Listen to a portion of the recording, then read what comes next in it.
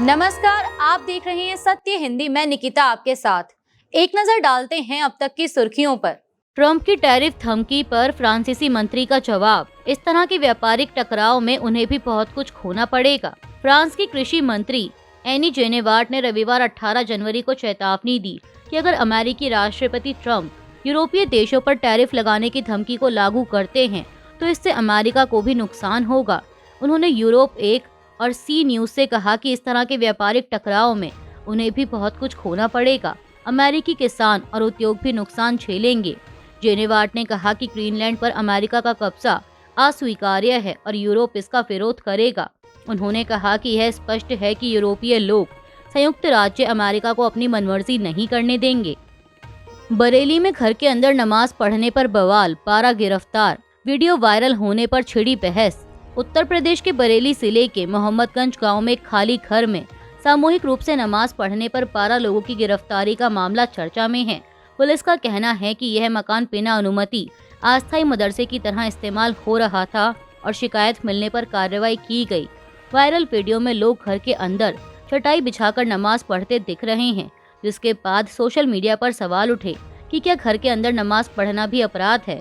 Police के मुताबिक 12 लोगों को हिरासत में लेकर शांति भंग की धाराओं में केस दर्ज किया गया और बाद में सभी को मजिस्ट्रेट से जमानत मिल गई, जबकि 3 लोग फरार हैं।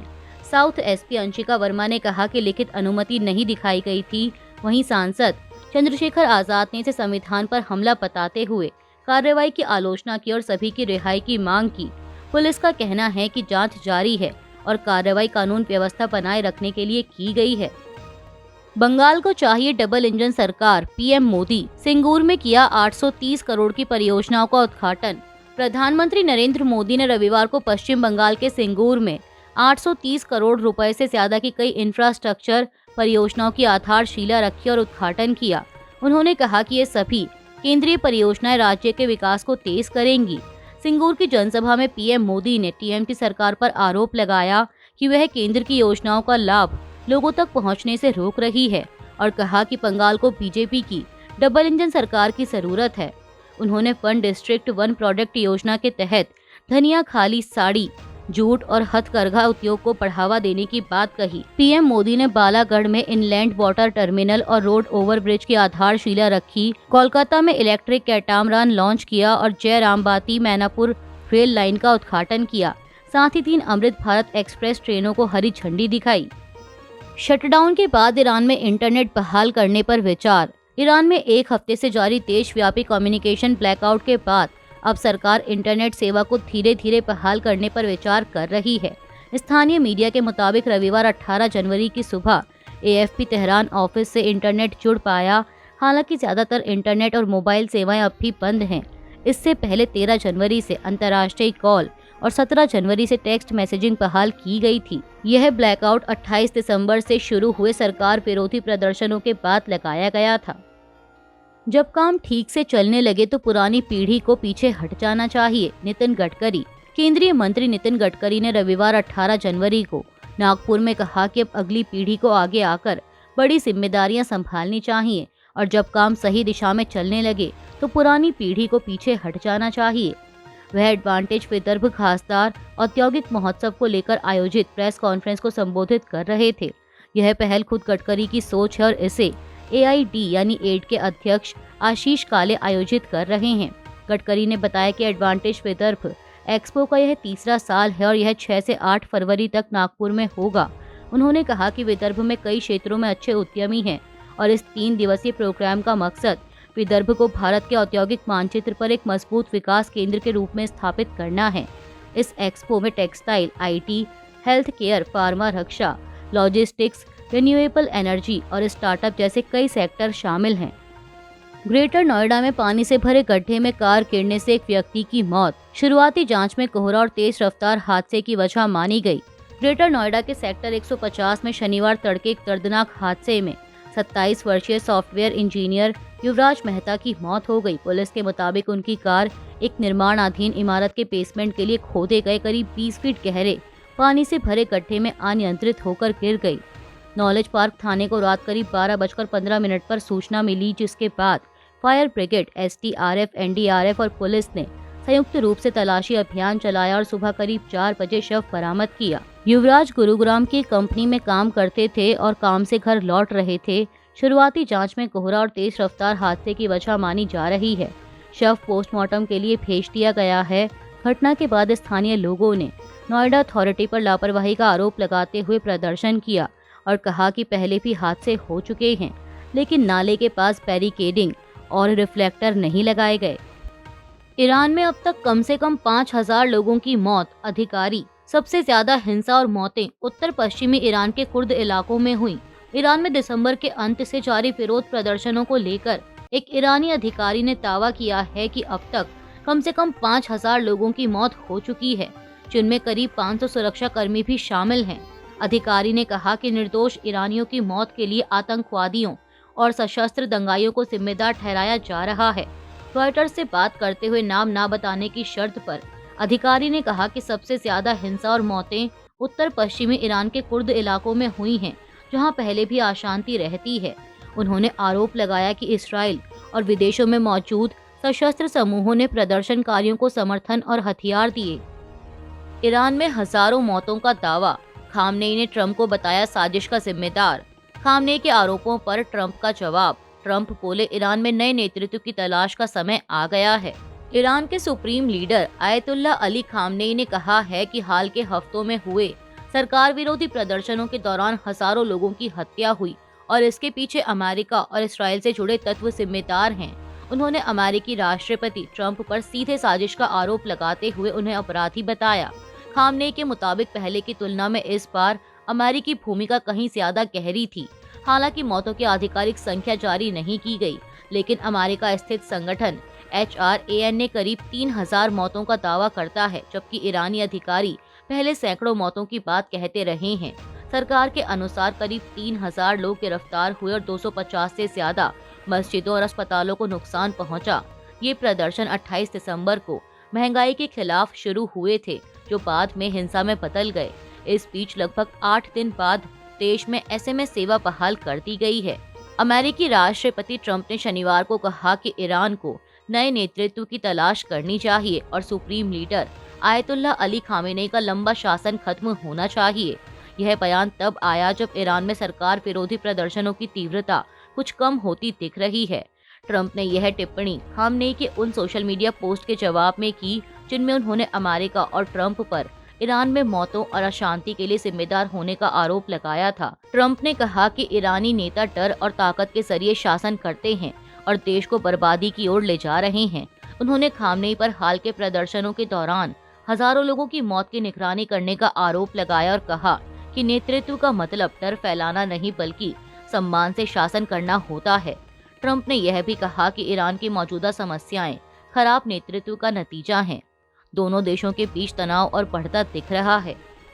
गजा शांति योजना के लिए ट्रंप ने बनाई नई कमेटियां। इसराइल और फिलिस्तीनियों ने जताया एतराज।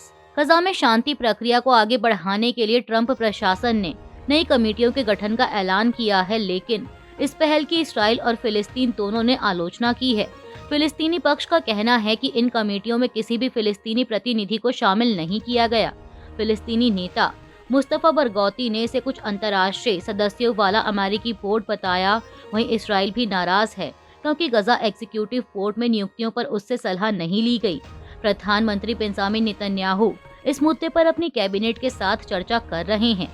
ट्रंप के नए बोर्ड ऑफ पीस में जेरेड कुशनर, स्टीव विटकॉफ, विदेश मंत्री मार्को रूबियो और ब्रिटेन के पूर्व प्रधानमंत्री टोनी ब्लेयर शामिल हैं। तुर्की, मिस्र और अर्जेंटीना के राष्ट्रपतियों को भी इसमें शामिल होने का न्योता दिया गया है। ग्रीनलैंड पर ट्रंप की टैरिफ धमकी। यूरोपियन यूनियन ने बुलाई इमरजेंसी मीटिंग। यूरोपियन यूनियन रविवार को बेल्जियम में एक इमरजेंसी मीटिंग करने वाला है। इस मीटिंग में अमेरिका के राष्ट्रपति ट्रंप की उस धमकी पर चर्चा होगी जिसमें उन्होंने ग्रीनलैंड पर नियंत्रण करने की उनकी इच्छा का विरोध करने वाले यूरोपीय सहयोगियों पर टैरिफ लगाने की बात कही है। ट्रंप ने फ्रांस, जर्मनी, ब्रिटेन और नीदरलैंड्स के साथ साथ फिनलैंड, डेनमार्क, स्वीडन और नॉर्वे पर 1 फरवरी से 10% टैरिफ की घोषणा की है। यूरोपियन यूनियन के नेताओं का कहना है कि इस टैरिफ से यूरोपीय देशों और उत्तरी अमेरिकी देशों के बीच संबंध बिगड़ सकते हैं। ट्रंप की 8 यूरोपीय देशों को खुली चेतावनी। ग्रीनलैंड तो या टैरिफ झेलो। ट्रम्प की टैरिफ धमकी पर फ्रांस और ब्रिटेन ने दी कड़ी प्रतिक्रिया। यह मुद्दा अमेरिका से सीधे उठाया जाएगा। ब्रिटेन। रॉयटर्स के मुताबिक अमेरिका के राष्ट्रपति डोनाल्ड ट्रंप ने चेतावनी दी है कि जब तक अमेरिका को ग्रीनलैंड खरीदने की अनुमति नहीं मिलती, वह कई यूरोपीय देशों पर भारी टैरिफ लगाएंगे। ट्रंप ने ट्रुथ सोशल पर लिखा कि 1 फरवरी 2026 से Denmark, Norway, Sweden, Finland, France, Germany, Britain और नीदरलैंड से आने वाले सभी सामानों पर 10% टैरिफ लगेगा, जो 1 जून 2026 से बढ़कर 25% हो जाएगा और ग्रीनलैंड की डील होने तक जारी रहेगा। उन्होंने दावा किया कि रूस और चीन ग्रीनलैंड चाहते हैं और डेनमार्क उसकी सुरक्षा नहीं कर सकता। ट्रंप ने कहा कि यह कदम वैश्विक सुरक्षा के लिए जरूरी है। गौरतलब है कि ट्रंप पहले भी व्यापारिक दबाव बनाने के लिए टैरिफ को हथियार की तरह इस्तेमाल करते रहे हैं। जब तक भारत को धर्म ड्राइव करेगा, भारत विश्व गुरु रहेगा। मोहन भागवत। आरएसएस प्रमुख मोहन भागवत ने कहा है कि जब तक भारत को धर्म ड्राइव करेगा, भारत विश्व गुरु रहेगा। समाचार एजेंसी पीटीआई के मुताबिक आरएसएस प्रमुख ने यह बयान मुंबई में एक प्रोग्राम के दौरान दिया। मोहन भागवत ने कहा कि नरेंद्र भाई को, मुझको या हमारे जैसे अनेक लोगों को ड्राइव करने वाली एक ही शक्ति है। आपको भी वही शक्ति ड्राइव कर रही है। वह शक्ति जहां ड्राइव करती है, उस गाड़ी में हम बैठें तो हमारा एक्सीडेंट कभी नहीं होगा और उस ड्राइवर का नाम है धर्म। उन्होंने कहा कि धर्म पूरी सृष्टि का ड्राइवर है। निधर्मी कोई नहीं हो सकता। राज्य सेक्युलर हो सकता है, लेकिन मनुष्य या सृष्टि की कोई चीज बिना धर्म के नहीं हो सकती। और जब तक भारतवर्ष को धर्म ड्राइव करेगा, भारतवर्ष विश्वगुरु रहेगा, क्योंकि दुनिया के पास ये ज्ञान नहीं है, अध्यात्म नहीं है। ए.आर. रहमान के बयान पर विवाद गहराया। महबूबा मुफ्ती ने किया ए.आर. रहमान का समर्थन। संगीतकार ए.आर. रहमान के पीबीसी को दिए इंटरव्यू के बाद फिल्म इंडस्ट्री में भेदभाव को लेकर छिड़े विवाद पर अब जम्मू कश्मीर की पूर्व मुख्यमंत्री महबूबा मुफ्ती की प्रतिक्रिया आई है। इससे पहले गीतकार जावेद अख्तर ने रहमान के बयान को खारिज करते हुए कहा था कि इसमें कोई सांप्रदायिक पहलू नहीं है और रहमान इतने बड़े कलाकार हैं कि प्रोड्यूसर उनके पास जाने से भी डरते हैं। इस पर महबूबा मुफ्ती ने कहा कि जावेद अख्तर का बयान भारतीय मुसलमानों की रोजमर्रा की सच्चाइयों और साझा अनुभवों से इनकार करता है।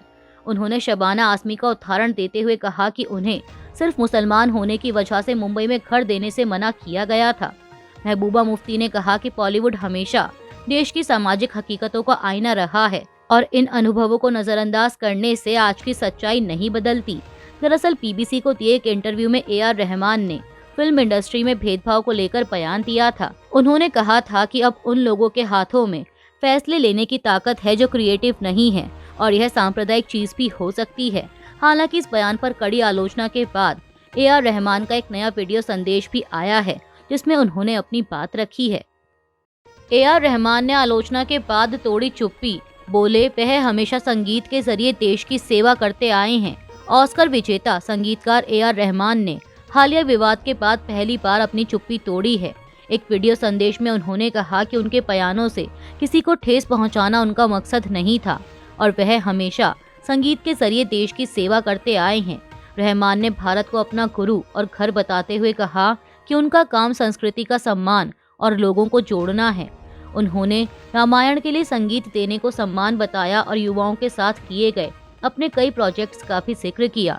इससे पहले पीबीसी एशिया नेटवर्क को दिए एक इंटरव्यू में रहमान ने कहा था कि पिछले 8 सालों में इंडस्ट्री में पावर शिफ्ट हुआ है और कम क्रिएटिव लोगों के हाथ में फैसले हैं, जो शायद सांप्रदायिक कारण भी हो सकता है।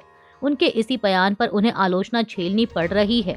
वहीं वीडियो के अंत में उन्होंने अपने गाने माँ तुझे सलाम, वंदे मातरम का स्टेडियम में बजता फुटेज भी दिखाया है।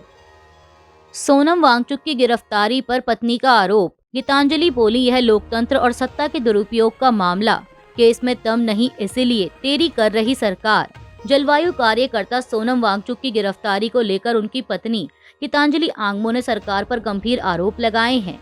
द हिंदू की एक रिपोर्ट के मुताबिक उन्होंने कहा कि यह मामला देश में लोकतंत्र की हालत और सत्ता के दुरुपयोग को दिखाता है। पीटीआई को दिए इंटरव्यू में उन्होंने बताया कि वांगचुक को 26 सितंबर को राष्ट्रीय सुरक्षा कानून यानी एनएसए के तहत हिरासत में लिया गया और जोधपुर जेल भेजा गया।